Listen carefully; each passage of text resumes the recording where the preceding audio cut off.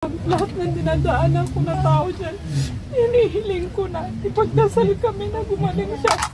Lahat ng nakakasalubong kong tao, pagdasal ako na tatagan yung loob ko.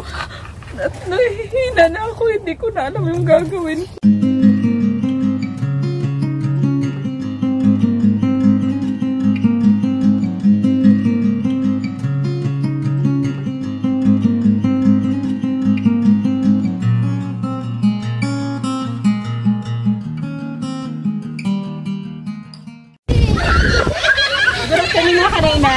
Ang nagkikinuran na nandito po ngayon sa Barangay Rawis, Lao-ang Northern Samar.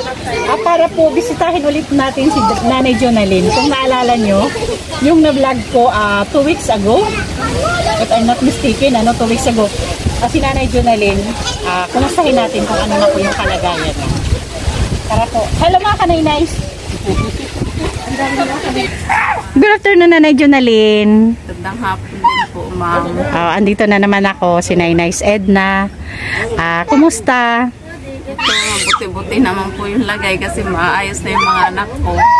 Okay. Magagaling na. Oo. Kasi nung una kong punta, dalawa, puro galing hospital, ano? Oo, plus ikaw pa. Yung ikaw, kumusta ka ngayon? Ito lang kung isang pa, minsan mamanhid na naman. Mamanhid, oo. Naubos na kasi yung maintenance ko, ma'am. Oo, kaya wala ka nang tinitik na gamot. Nakaraan po, binigyan niyo po ako ng pambili ng gamot. Ay, naman po ako. Yung binigay na. Kaso po kasi tag 25, 2 beses sa isang araw. Okay. So yung binigay ko nung unang punta ko dito, pati yung mga bata na bilhan mo ng gamot. Mabuti naman. Okay. Pasok tayo na Jonalyn sa sa loob ng bahay. Asan sa mga babies? Ito po yung panganay ko. Tara, doon tayo. Tara, dito tayo. 2021 yata yun. Parang napulilo siya. Asan yung mga babies? Come on. Tara, dito. Mga kanay-nays, sa pangalawang pagkakataon, nandito po kami ngayon kay Nanay Jonalyn para kumustahin ulit kung ano na po yung sitwasyon niya. Kasi nung una kong punta, kung makikita nyo sa unang video ko, yung dalawang anak niya galing hospital. Tapos si Nanay Jonalyn mismo po ay may karamdaman na talaga naman pong nakakapanghina ng loob. Pero dahil po sa nanay siya, linalakasan niya po yung loob niya para sa mga anak niya. Andito ulit si Nanay Jonalyn, kausapin natin mga kanay-nays. Nanay Jonalyn, sa ngayon, anong naiisip mo? Pag nakikita mo yung mga anak mo, tapos yung sitwasyon mo, yung sakit mo, anong naano mo sa sarili mo? Minsan pinanghihinaan po ko ng loob kasi baka hindi ko na magampanan yung pagpunin ko sa mga anak ko. Gusto ko naman po sila makapag-aral para marating nila yung mga pangarap nila.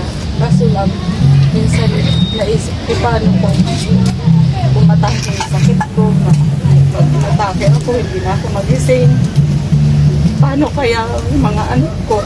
Paano pa kaya makapag-aral kung nangyari sa akin yun? Yung asawa ko wala naman pong permanente na trabaho.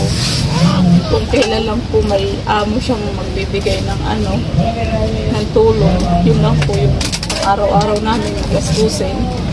Pag wala po kita sila sa bungan, wala po kami makakain.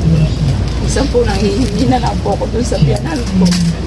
Pero nagbibigay naman yung mga biyanan. Opo, kinakapalan ko na lang po yung mukha ko para may pakain sa mga anak ko. Kasi pag hindi ko nilakasan yung loob ko, maghingi ng pagkain dun sa kabila, wala po ako may papakain sa mga anak ko. Si Mr. Jonalyn, si Mr. Pag wala siyang kita sa sabungan, anong ibang pinagkakakita?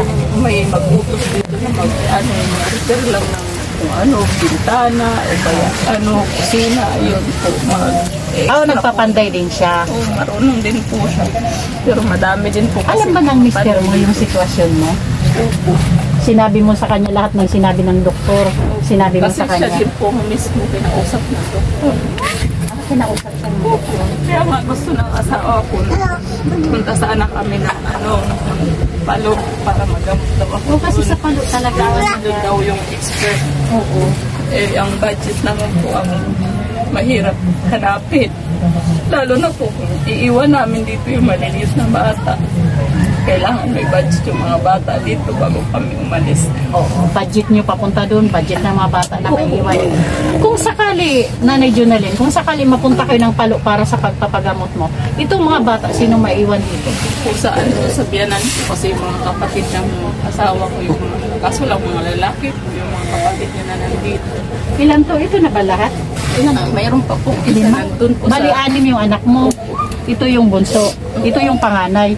Nanay Junalyn, sa totoo lang, lahat pala ito mga, ano pa, sunod-sunod, ano? Si Grace pa lang. Oo, grade 6 pala.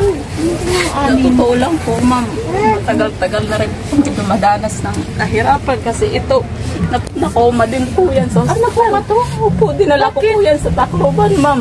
Bakit anong problema niya? Kasi nagkaroon siya ng infection sa dugo daw po, so umakyat sa utak. Ay, sabag.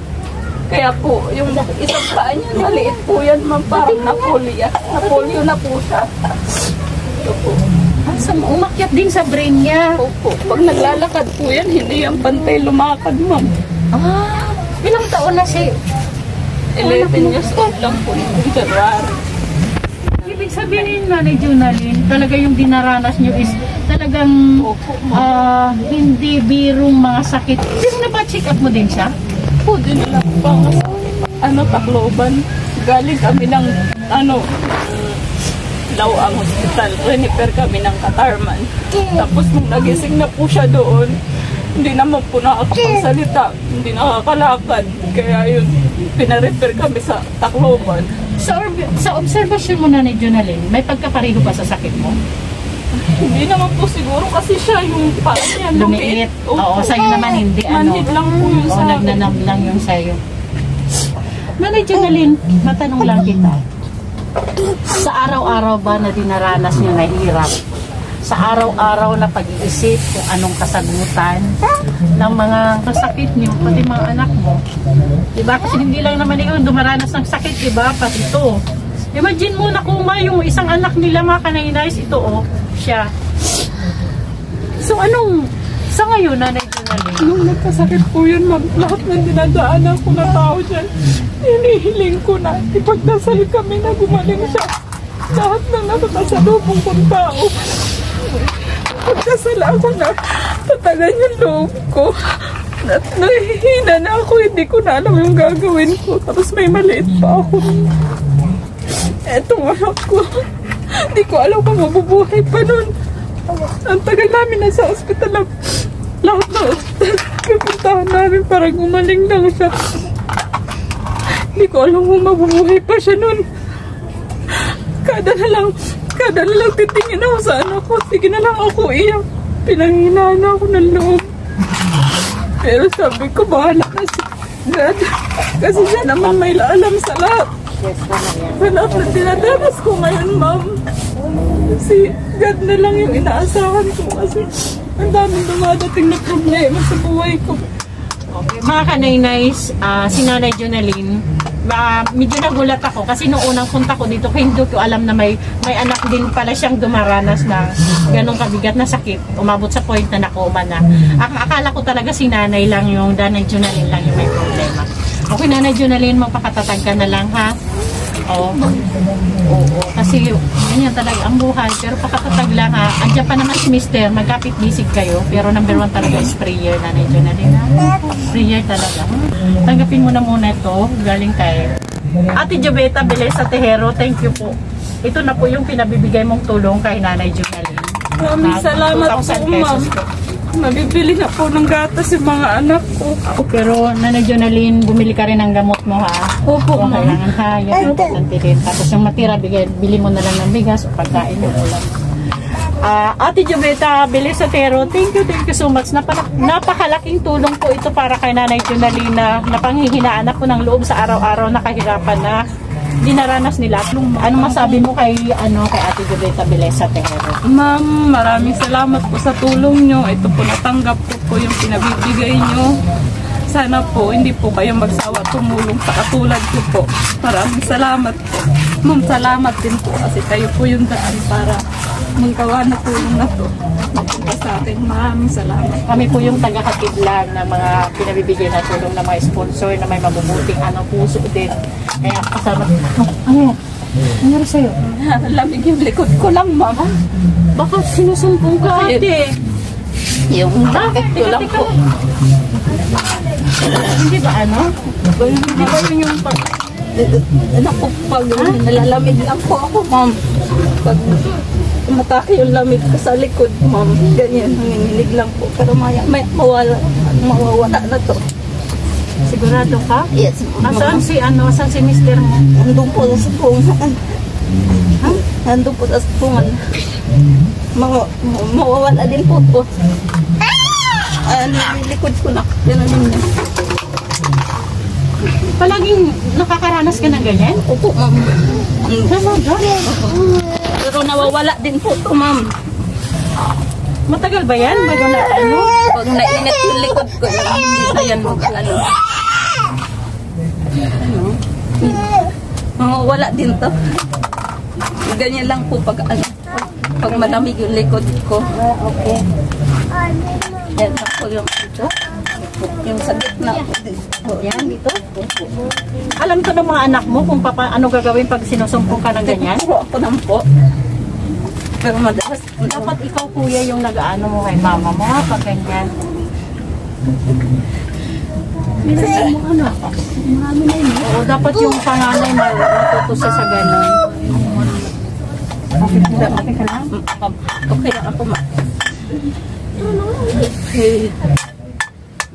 Para lang hinalambig ako niya pag sumpong. Pero nawawala Tapos naman. huwag ka munang tatayo, baka... Sige, okay po, ma'am. Thank you, ma'am. Ha? Sige, pakapataglang niya sa'yo. Maraming salamat.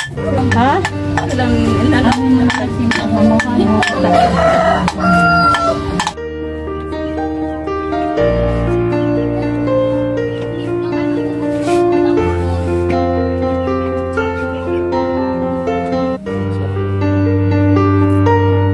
Sa ating mga butihing sponsors, Manetiri Anderson, Ma'am Beth Jones, Ma'am Marcelina, Ma'am Annie Haramilia, Sangkaid na Malinaw, Ma'am Joveta Bilesa Tejero, Ma'am Hayats, Ma'am Selina Barbosa, Miss Kayabyab, Miss Irene Bisuelan, Ma'am Hawaii, Ma'am Janet Galvan Salazar, Ma'am Okidoki ng London, Ma'am Ima Vlogs, Ma'am Faye Velasco, and Rose Aguirre Vlogs.